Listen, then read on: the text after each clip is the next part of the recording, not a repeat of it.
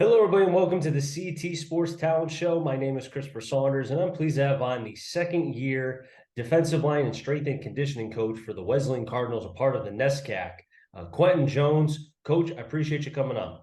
Of course. Thank you for having me. I'm excited. You know, it's always fun to be able to have the sports of which now I have not had the opportunity to be able to broadcast football for the Wesleyan Cardinals. I have done their softball, I've done their baseball, I've done soccer, volleyball, and so on. But Okay. being able to hear the sport, because I see it when I'm doing soccer, so I can see you guys playing. And it sounds like the atmosphere. I know everybody gets into it. I see the tailgating as I'm driving into doing the soccer games.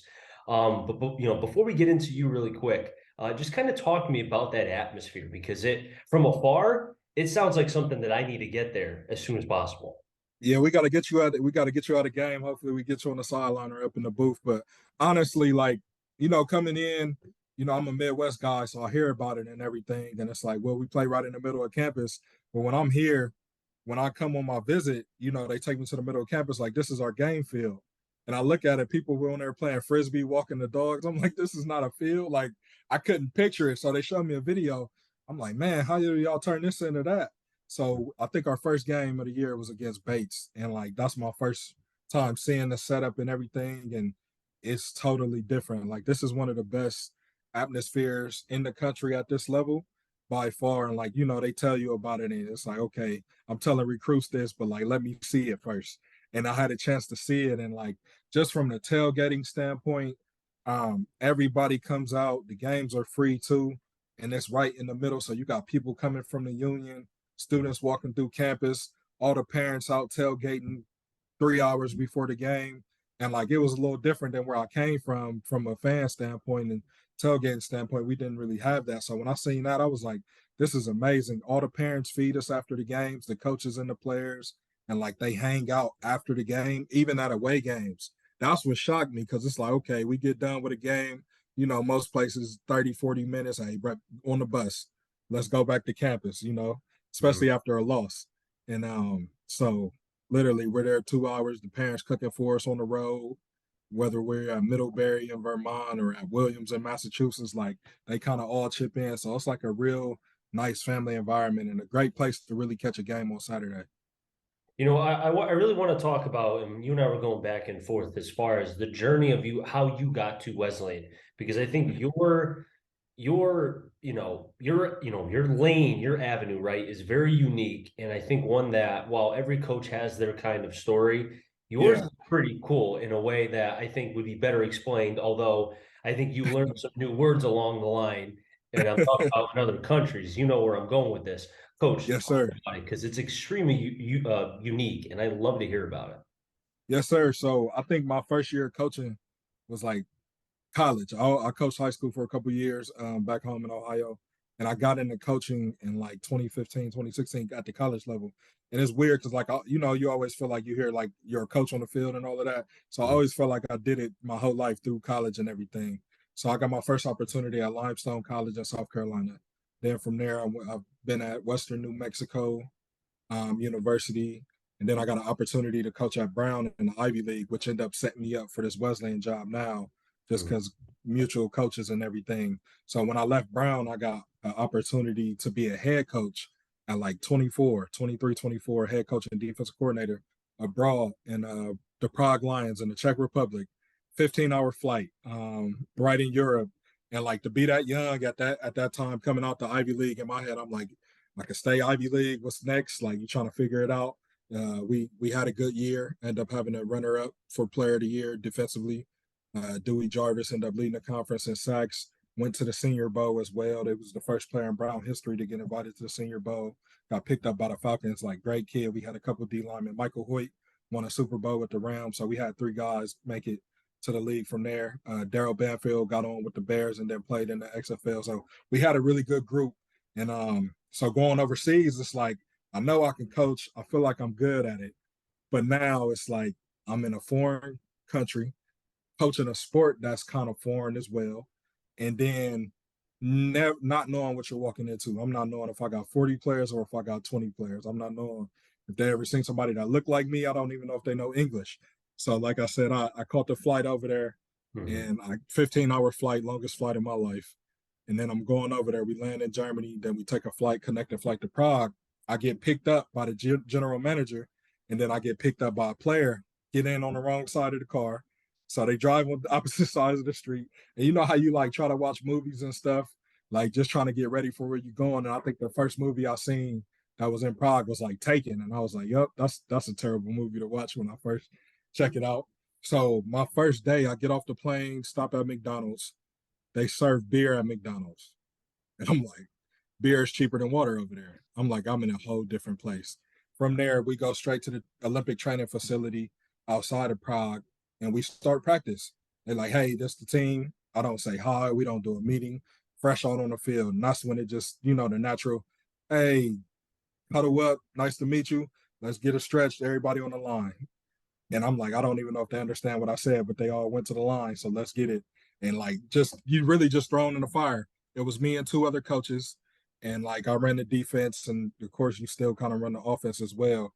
But like, you really learn how to coach, teaching the game to in a place where, like I said, soccer over there, that's football. So like, that's the main thing. So the guys that actually play, like a couple of them got jobs. The expats, which we had a couple Americans on the team, they get paid as well. So you're really teaching day one basic stuff that you might learn in Little League here in the States to grown men. My oldest player was 43 at the time. Grown man, he was a cop in the Czech Republic, tough guy. Like, you're trying to teach the game to them. So I feel like that did a lot for my career. And from there, I ended up coaching at Ohio Wesleyan. I was a head coach and a GM of a startup arena league for 2 years, and then it folded due to COVID. And defense coordinator at Defiance College most recently before I came here to Wesleyan. So it's been a whirlwind. So As they say, everything happens for a reason, and every one of those mhm, stops, I think, was preparing you for the next one, right?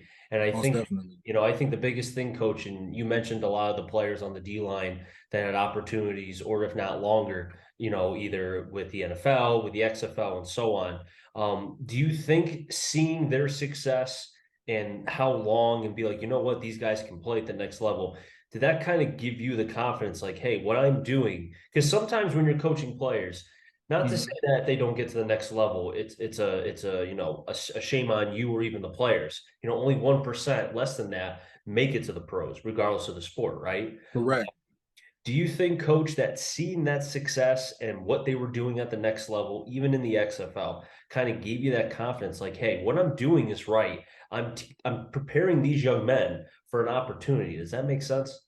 Yeah, I think somewhat because definitely like you're playing at the highest level, you're achieving it, and I think prior to coaching them, like just seeing the results on a regular level, like seeing somebody improve from like camp to the end of the season, and seeing somebody like become a better player years before that, and now you start working it up, and it's heightened a little bit at the level you're coaching in the Ivy and it's FCS and D1 wherever, but like you can see it going like, okay, what I'm teaching and coaching is making these kids better. And before I got into coaching, I was big on like um kind of like development, like student development and everything. So that was like how I got into coaching. It's my passion, but like I like developing, young teens and kids. And so that all played a part in it. So kind of getting to know the person, then from there coaching them and like kind of letting them maximize what they do, and you're just kind of like pushing them in the right direction. So yeah, it does something when they made it to the next level for sure. But like I think the biggest difference is like seeing where they were before you got there and then seeing how much they improved in the short time that you got them.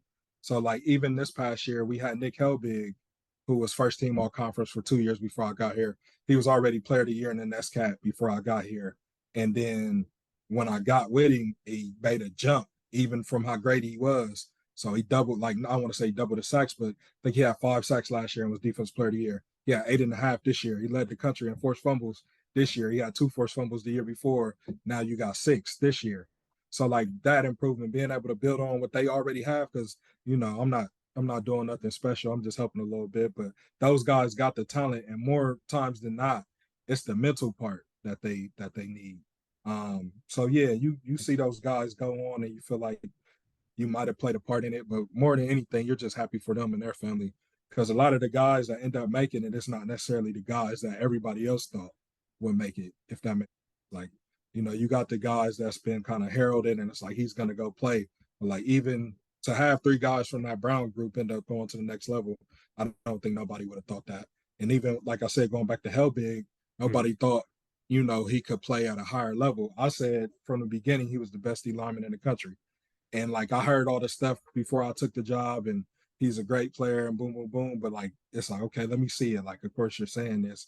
Then I see it, and I was like, oh, I get to coach that. Now he's on a full ride scholarship, just graduated from Wesleyan. He's at Wake Forest right now, graduate senior. So, that's a win in itself. Free masters, set his life up for the rest of set him up for the rest of his life. Now you're getting to dominate at this level. Now you get to go prove to people that even though I played at this level, I can also play at this level. Because a lot of people get hung up on the D1, D2, D3 thing, and there's guys at D3 that can play D1 ball. Maybe it was an opportunity. It might have been a high school they went to. They might have peaked early or peaked late. It's just different reasons, heights, different things like that. But you put in the work, and now you get to like prove like, hey, I could play with anybody in the country, and that's one of the biggest things right there. Do you think it's fair to say, Coach, that over the course of the time of which you've gone to various places, because as we know in sports, and I've always said this even in my broadcast, that the game has evolved, and we'll stick with football here, right? I think of, Mm-hmm. because I'm only 30, right? So I'm Okay. thinking of when football, when I was watching when I was a kid, right? I think of Mm-hmm. Adrian Peterson, I think of LT, not the linebacker Lawrence Taylor. I'm talking about LT LaDainian Tomlinson. Yeah. Yeah, I don't want people coming to attack me for that. But the point is, and I've heard this forever when I was growing up, was 3 yards in a cloud of dust. Ground and pound, we're going to Big bully. Ten football. That's what I grew up on. 3 yards in a cloud of dust. Exactly. See, say Wayne Lake here. So, but the thing is, now we're starting to see the Big 12 kind of more of the air raid offense, right? It's kind of bled into the SEC, and now it's Mm-hmm. becoming a thing. Also, now what we've seen in the NFL, maybe not full on air raid, but pretty close. But the Right. point I'm trying to make is the game has evolved. Do you think, as a coach, you've evolved over the course of these years? I would think you would have. Yeah, I think the worst thing you can do, and I feel like a lot of people struggle with this, is not being able to adapt. So like you got a couple older coaches that this is my system, this is what I run, this is what we're gonna keep running. And you see it at the high school level, you're able to have success with it. Because like if you've been somewhere 20, 30 years, you got the middle school, the little league team, they're all running the same thing. Like you get to do it. But at college, you got a new class coming in, you got to teach you got new coaches, new turnover. So you gotta adapt with the game. You gotta adapt with the spread offenses, the hurry ups. Like you gotta be able to kind of do it. And the guys who don't, eventually they get exposed. Like you got to change with the times. Like you can keep like the general philosophies and like what you strongly believe in for the Mhm. core. You keep those, but it's certain stuff that you got to tweak to be able to compete. And you always want to learn and always get better. And those guys are doing different things, and like it's slowly starting to come back. Like at first, it was guys want to spread you out so they can still run the ball, and lessen the numbers in the box. And then you have Baylor come with all the switch routes and just going vertical. They run a receiver deep just to get the corner tired, sub him out, put another receiver in, send him back deep. So like, you got to evolve with the times. And I think as a younger coach, like you say, you're 30. I just turned 31 at the end of May.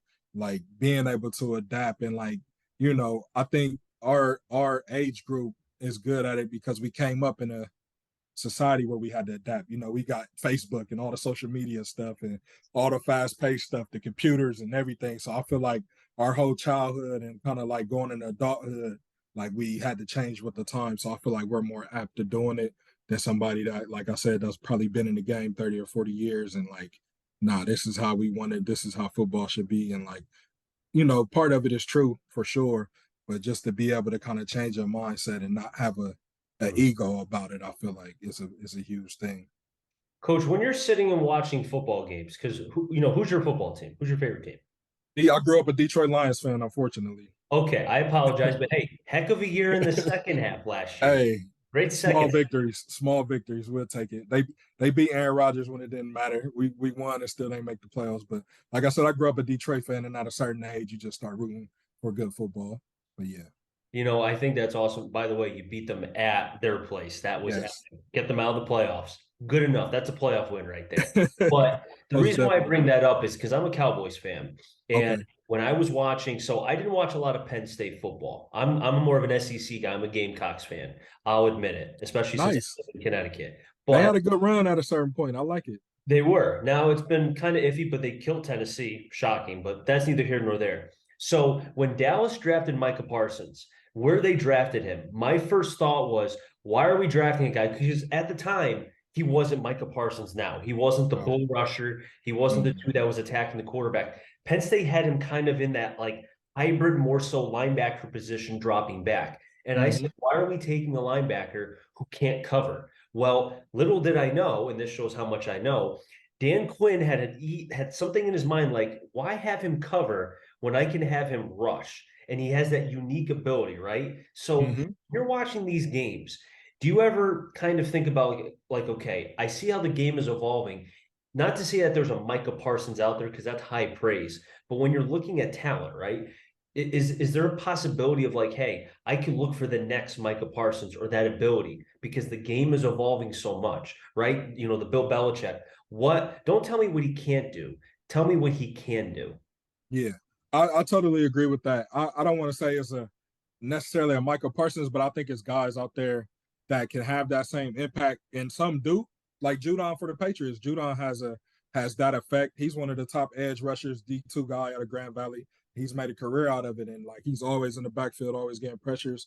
And like I like, Michael Parsons is different just because his bend is crazy, his motor is crazy, and he might not be the biggest guy compared to like some rushers before him that had the notability, but there's some guys in the league that don't get a lot of pub from like the mainstream media that I Yeah. don't want to say they're doing what Michael Parsons is doing, but they're close. Like, Myles Garrett playing in Cleveland and having 17, 18 sacks a year, and they can't even stop the run, and they're playing from behind. So to have that many sacks and you still, one of the worst rush defenses in the league should tell you like he's making the most out of his opportunities. A guy like Grady Jarrett down in Atlanta, I think to this day, I feel like if Grady Jarrett was healthy, they beat the Patriots. I know they were supposed to run the ball more, but I feel like Grady Jarrett, if he didn't get hurt, like they would have been better. So it's some guys in the league that don't get enough credit just because the trenches aren't necessarily popular, or you'll look up and be like, oh, he got 12 sacks, but just disruptive in their own right.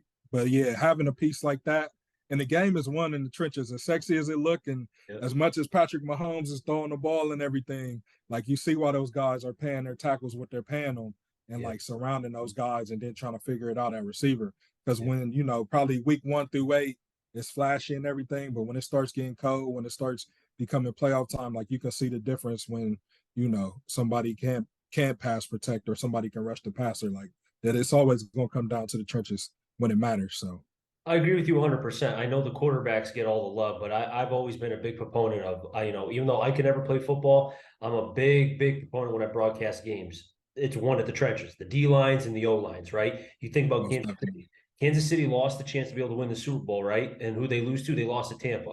Why? Mm-hmm. The offensive line was jack, you know what? Couldn't Yeah. protect Mahomes. And then who was causing the same problems? That defensive line for Tampa. Barrett, Mm-hmm. just you name it. So, And I carry that now to what you have done with Wesleyan, right? You kind of see what a D line can cause a lot of problems. Talk to me about that now as you head into your second season. Like, obviously, there's no Mahomes in the Nescacs, but there are very good quarterback play, but also a lot of athletes. How do you yeah, prepare your D linemen to be able to be prepared for multiple facets in the Nescac? really, I think the biggest thing is providing those guys tools to be able to like play at a high level in any situation. So it's like you're trying to build up their tool shed as much as possible, and a lot of it starts in camp. And luckily, in the next guy, I don't want to say luckily because I wish we were able to play the non-conference games and didn't have that first 3 weeks off of the season. But Mhm. luckily, because of that, we get more time. So when the regular football season starts for everybody else, we're still like 2 weeks behind. So we got like that extra practice time and extra individual time. So a lot of it is a lot of India, a lot of teaching stuff, and Mhm. like a lot of stuff is like, hey, trying to build on what you do good. So if you're a good guy that's really good with power and strength and everything, I'm gonna try to give you as many tools as you can. So week to week, depending on who we play against, you can kind of unleash it. Like we led the conference in sacks this year. We had the 2 out of 5 of the guys in the top 5 in sacks I had 3 all conference D linemen. We had 3D linemen make all conference. And before I came here, I had 3D linemen make all conference. Mhm. Player of the year, we gave up our first rushing touchdown in week 5. We were 1 and 2 in the conference in every statistical category defensively. And then we were top 20 and top 30 in most of first down, third down efficiency, things like that. So I just feel like the mentality more than anything, because these guys, couple, I didn't have a chance to bring in a recruiting class, so Mhm. they brought these guys in. I just had to kind of do my part and kind of build it up. I feel like in year 2, the guys know the expectations. Just the way we play, we probably rotated 8 or 9 last season.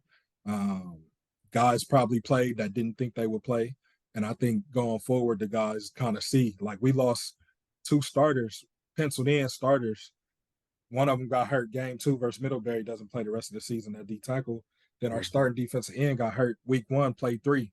So we end up starting 2 guys for most of the season that going into camp, they felt like they were back up. So I kind of tell guys like, it doesn't matter where you are when we start. It matters where you finish. I don't care if you start the game, it's who finishes it. So it's kind of one of those things like some guys learn their roles.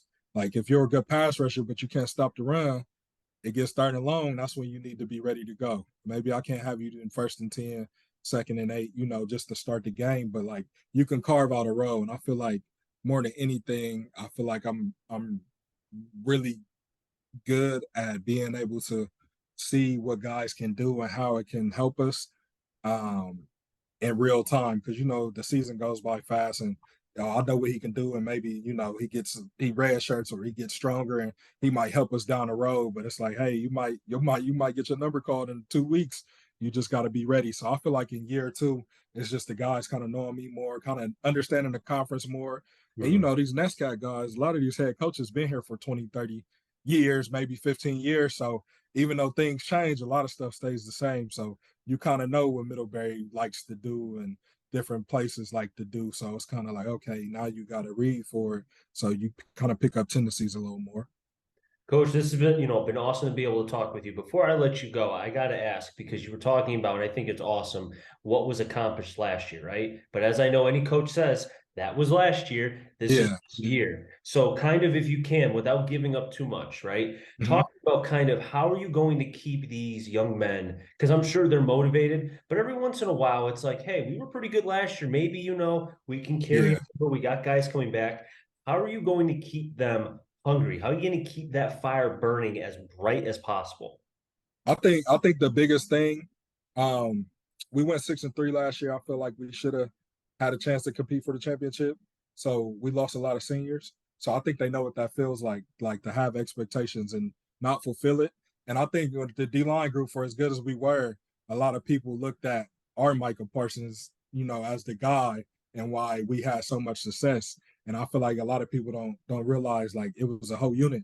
Like we had guys coming off in the rotation that were making plays too. So I think a lot of those guys want to step up and prove like it's not just because we had him that we're as good as we are.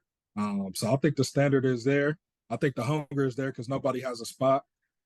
Everybody that played last year, it's a new season, like you said, but everybody has to prove themselves. So you come in shape, you might lose a couple reps. And, we got some freshmen coming in that you never know. So you got to kind of be able to compete every day. I feel like we got a good group of guys to go against every day that's going to make us better. But they know, like, I don't care if you're a senior, I don't care if you're a freshman, I don't care if you just got here, where you from. The best players or the players that's going to be able to give us what they can give us the best are the guys that's going to play, and that doesn't have seniority on it.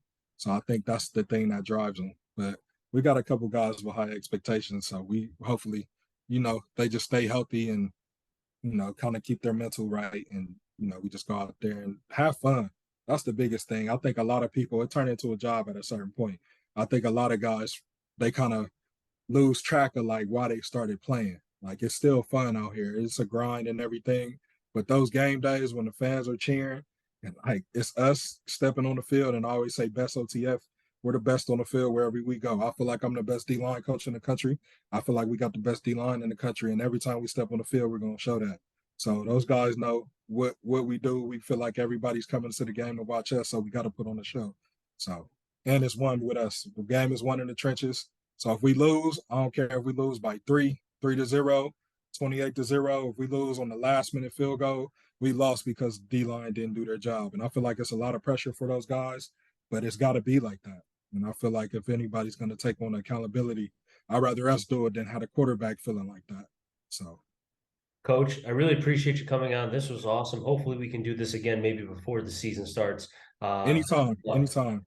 Thank you, Coach. Thank you so much. Best of luck. And hey, didn't say this before. Happy Father's Day again. I Seriously. appreciate you. Thank you. Happy Father's Day to everybody out there, too. I appreciate you for taking the time to listen. Make sure you keep listening to episodes. Follow. Chris does a great job throughout Connecticut. I've been following the other sports with softball and everything. My oldest plays baseball here. So, like, you got all my support, and I'll let it come on anytime. I appreciate that, Coach. Thank you very much. Now, wrap things up here in the CT Sports Talent Show. So until next time, stay safe. Remember, CT stands for Connecticut Talent. I'm Journey. Find them all. Enjoy their shit, everybody, and be well.